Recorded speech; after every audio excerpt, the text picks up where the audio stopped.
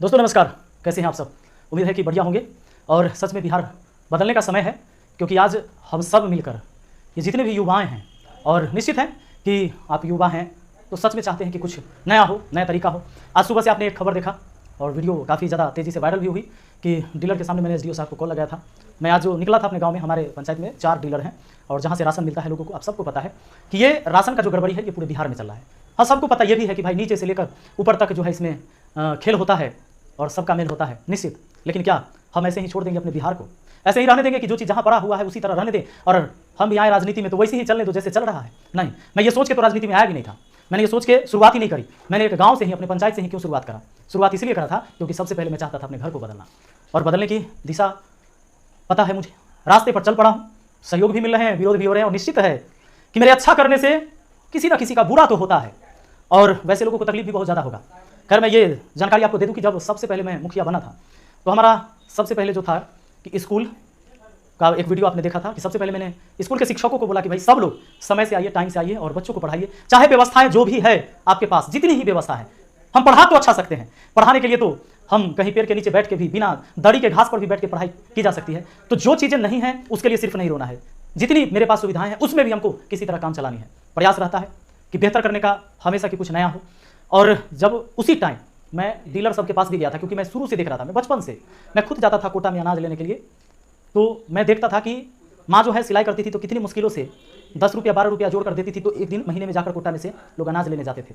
एक दिन की कमाई से भी नहीं हो पाता था, बड़ी मुश्किल से जो होता था। जो गरीब परिवार से वो समझ सकते हैं इस चीज़ को। तो ये ज़रूरत भी उन्हीं के लिए है, जो गरीब लोग हैं उन्हीं के लिए राशन की ज़रूरत है। तो जाता था, वो चीज़ें देखता था। जब मैं मुखिया बना तो डीलरों के पास गया, मैंने कहा उनसे कि भाई अनाज जो आप ले रहे हैं, अनाज जो दे रहे हैं और पैसे जो ले रहे हैं, एक तो अनाज पर यूनिट कम दे रहे हैं। कोरोना के टाइम से 10 किलो अनाज मिलता था हर यूनिट पर, और उसको 9 किलो देते हैं लोग, और उसमें भी पैसा बढ़ा कर लेते। उस समय 11 रुपया था पर यूनिट देना, तो 13 रुपया लेते थे। मैं जाकर उनसे बोला कि भाई ऐसा क्यों करते हैं आप? तो डीलरों ने मुझे कहा कि मुखिया जी, इसलिए ऐसा होता है कि वहाँ से हमको अनाज कम मिलता है ब्लॉक से, है ना, तो वहाँ से अनाज हमको कम मिलता है, जिसकी वजह से हम यहाँ कम देते हैं, बोरा में कम रहता है। मैं भी पहली बार मुखिया बना, मैं इससे पहले नॉमिनेशन के टाइम ही ब्लॉक गया होगा, मुझे इन चीज़ों की जानकारी नहीं। उस समय मैंने कहा कि चलो अनाज कम आता होगा तो ये बंदा कहाँ से दे पाएगा, बड़ी मुश्किल चीज़ें हैं। मैंने फिर पूछा उनसे कि तो पैसा ज़्यादा क्यों लेते हैं, ये कहाँ गड़बड़ चला जाता है? क्योंकि अनाज तो मान लिया कि अनाज कम आता है बुरा में तो आप कम देते हैं, लेकिन पैसा ज़्यादा क्यों ले लेते हैं? तो दाएं बाएं करने लगे। तो मैंने उनसे कहा कि ठीक है, अनाज आप जैसे दे रहे हैं ये तो चलेगा अभी फिलहाल, अब मैं ब्लॉक में पता करता हूँ कि इसकी सच्चाई क्या है। और अभी आप क्या करिए कि सबसे पहले पैसा कम करिए, जो सरकारी रेट से आप ज़्यादा ले रहे हैं। तो लोगों ने सरकारी रेट से कम, मतलब सरकारी रेट पर शुरू किया देना, लेकिन मेरे सामने में कुछ लोगों ने आनाकानी भी की, क्योंकि पहले वाले मुखिया जी ये सारी चीज़ें चला रहे थे। इसमें सिंपल है कि मैं भी चुप रहता तो हो सकता है हमें भी अच्छा खासा कमाई होती इससे, क्योंकि आप जानते हैं कि एक मुखिया का वेतन 2500 से अब 5000 हुआ है, और मुखिया का डेली का खर्चा 5000 होता है। शादी विवाह, कार्ड साढ़, चाय पानी, इसी में लोग ऐसे ही गुजारा करते हैं। लेकिन भैया मैं ना तो वोट खरीद कर मुखिया बना, ना मुझे जनता को खरीदना है ना बेचना है। जब भी करूंगा समाज के लिए कुछ बेहतर करूंगा, जितना ही होगा समाज के हित में होगा, नहीं होगा नहीं होगा, लेकिन जितना होगा वो समाज के हित में होगा। मेरा प्रयास है, और निष्पक्ष भाव से लोगों ने मुझे वोट दिया है। जिन्होंने भी मुझे वोट दिया है, निश्चित है कि उन्होंने मुझसे ना तो कोई एक पैसे का लालच रखा था, ना दारू मुर्गा का लालच रखा था, इसलिए मैं उनके लिए काम तो करूँगा। और मैं लगा, और उस टाइम जब पहले वाले लोगों का बुराई होने लगा कि भाई ये मुखिया जी आए तो पैसा कम करवाएं, इस वजह से लोगों में दिक्कत, फिर सबने गुटबाजी की, मीटिंग की, जिसमें मुझसे पूछा भी नहीं, और फिर इन लोगों ने फिर रेट तय कर दिया खुद से। मैं मुखिया हूँ, बिना जाने बिना जानकारी दिए हुए, मुझे किसी ने जानकारी नहीं दिया। जो मैंने कहा सरकारी रेट तय करने के लिए मेरे सामने कर दिया, और बाद में फिर जो बढ़ा के बोले रहे थे 11 के बदले 13, वो शुरू कर दिया। अभी रेट चल रहा है सरकारी रेट 14 रुपया, लेकिन अब लेते हैं 15 रुपया करके। तो मुझे ये चीज़ें बर्दाश्त नहीं हो रही थी, मैं देख रहा था, कई शिकायतें मुझे मिली। मैंने सोचा कि चलो आज चलते हैं, पूछते हैं कि क्या हाल चाल है भाई, ऐसा क्यों करते हैं। आज मैं सुबह निकला, अपने सारे वार्ड सदस्यों को बुलाया। वार्ड सदस्य, चूंकि हर वार्ड के लोग जाते हैं अनाज लेने, तो उनको भी मुझे शामिल करना था। मैंने वार्ड सदस्य जितने भी हमारे साथी हैं सबको बुलाया मैंने, और पहुंचे हम। जब पहुंचते हैं तो डीलर लोगों से जब मैंने पूछा कि भाई कितना का बिल काटते हैं, तो 70, लेते कितना है तो 75, अनाज इनको कितना मिलना चाहिए 50 kg, जैसे अगर मान लीजिए 5 आदमी है तो दिए कितना, तो 45 kg, 5 kg कम कर दिया। और लगभग गाँव में जनसंख्या होती है परिवार में, अगर हर परिवार से औसतन किसी में 7 आदमी, किसी में 8 आदमी, किसी का 10 आदमी, किसी का 5 आदमी, किसी का 2 आदमी, औसतन 5 आदमी भी मान लिया जाए, 1600 परिवार है, अगर 5-5 kg कम करके देते हैं आप, तो 8000 किलो अनाज का घपला होता है, और इससे कमीशन मिलते हैं मुखिया जी को। अगर चाहिए तो इन सब चीज़ों को चलाने के लिए ऊपर तक भी जाता होगा, हो सकता है, ये जांच का विषय है। लेकिन जब मैंने उनसे पूछा तो उन्होंने कहा कि हमको अनाज कम मिलता है इसलिए कम देते हैं। तो आपने शिकायत किया किसी से आपको अनाज कम मिलता है? ना, शिकायत तो नहीं करेंगे हम, तो लिखित दीजिए कि आपको अनाज कम मिलता है इसलिए हम कम देते हैं। तो हम लिखेंगे भी नहीं कि हमको अनाज कम मिलता है, लिख के भी नहीं देंगे, और अनाज भी पूरा नहीं देंगे जनता को। ये इनका लॉजिक था। मैं मुखिया हूं, मेरे सामने अगर ये कहते कि चलिए मुखिया जी आप आ गए हैं तो हम सुधार देते हैं, लोगों को हम पूरा पूरा अनाज देंगे और पैसा हम उतना ही लेंगे जो सरकार ने तय किया है, मैं भी इंसान हूँ, थोड़ा सा मुझ में भी रहम है।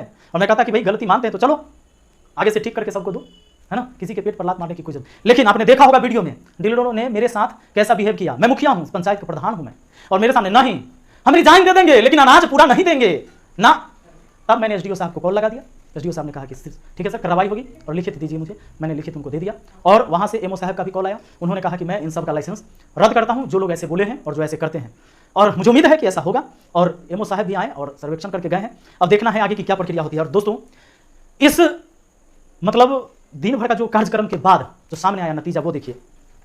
ये एसडीएम, ये जो है एसडीओ साहब हैं सुमित सर, और इन्हीं को मैंने सुबह कॉल किया था। आप यहाँ पर देख रहे होंगे पॉजिटिव इंडिया एक न्यूज़ चैनल चलाते हैं जो महनार अनुमंडल के खबरों को ये प्रकाशित करते हैं अपने चैनल के माध्यम से। यूट्यूब पर इनका चैनल है पॉजिटिव इंडिया, ये हमेशा पोस्ट डालते रहते हैं और इनके ग्रुप में सारे अधिकारी जुड़े हुए होते हैं।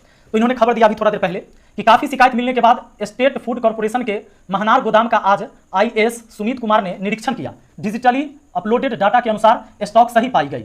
वहां उन्होंने अनाज के पैकेट का वजन भी तराजू पर चेक कराया, जिसमें सही पाया गया एवं तराजू भी सही वजन बता रहा था एवं अनाज भी सही वजन के साथ गाड़ियों पर लोड किया जा रहा था। जरा सोच के देखिए, ये खबर जब चली सभी लोग जगे भी हैं। और आईएएस सुमित सर जो हैं और निश्चित तौर पर ये यंग है और हम लोगों की उम्मीद है कि भाई बेहतरीन कार्य कर रहे हैं हमारे क्षेत्र में और करेंगे। दोस्तों एक बात मैं आपको बता देना चाहूँगा, सोच के देखिए कि एक अनुमंडल जहां हमारा है, एक ब्लॉक, इसकी दूरी 6 किलोमीटर 7 किलोमीटर दूरी है। मतलब दूसरे स्टेट से अनाज आ सकता है यहां तक, जहां पर नाप तोल किया जाता है, सारे रिकॉर्ड दिखे जाते हैं अफसर के सामने, तो वो सही था। लेकिन ये 6 किलोमीटर 8 किलोमीटर दूर से जब सिर्फ पंचायत में पहुंचता है तो बीच में अनाज गायब कैसे हो जाता है? ये कौन सा लॉजिक है डीलरों का, जिन्होंने लॉजिक दिया? दूसरे स्टेट से आ गए तो सही पहुंच गया, लेकिन यहां से यहां तक पहुंचने में ये लूट हो जाती है और इसीलिए सबको 5-5 किलो कम दिया जाए। हद हो गई। निश्चित है कि सिर्फ भला मेरा नहीं हो रहा है, मैं समाज के लिए भलाई करने के लिए चला हूं। लाखों दुश्मनों मैंने अर्जे हैं, हाँ, वरना अपनी जिंदगी अगर जीना होता तो बहुत अच्छे से मैं कमा खा रहा था, अपनी जिंदगी को गुजारा कर रहा था। अब हमारे खिलाफ जो षड्यंत्र चल रहा है, से देखिए, अब बताएंगे तो आपको मजा आ जाएगा कहानी जान के। अब उन डीलरों ने क्या किया कि एक एप्लीकेशन लिखा कि मुखिया जी हमारे ऊपर जो है से गलत इल्जाम लगाए हैं, हम जो हैं सो पूरा 10 किलो अनाज देते हैं और 14 रुपया प्रति केजी के सरकारी रेट है, उसी से हम लेते हैं। और उन लोगों ने घूम घूम के अपने कुछ गुट के लोगों से सिग्नेचर और अंगूठा करवाना शुरू कर दिया उस आवेदन पर। कहां देने के लिए? एसडीओ साहब को देने के लिए, कि ताकि हम बच जाएं। एक झूठ को छुपाने के लिए कितना बार झूठ बोलना पड़ता है भाई, बहुत बार झूठ बोलना पड़ेगा। और क्या होगा इससे? क्या होगा? हो सकता है आप पर कार्रवाई ना हो, कोई दिक्कत नहीं है मुझे, लेकिन इतना तो खुशी हुआ मुझे, ये अच्छा लगा कि कम से कम आपने लिखना तो शुरू कर दिया कि मैं 10 केजी अनाज देता हूं और सरकारी रेट पर ही देता हूं। मैं भी यही चाहता हूं कि आप लोग यही करें, जो सरकार ने रेट तय किया है, जो अनाज गरीब को मिलना चाहिए उनको उतना दीजिए। और आप सबसे मेरा आग्रह है कि आज इस बिहार को बदलने का समय आ गया है।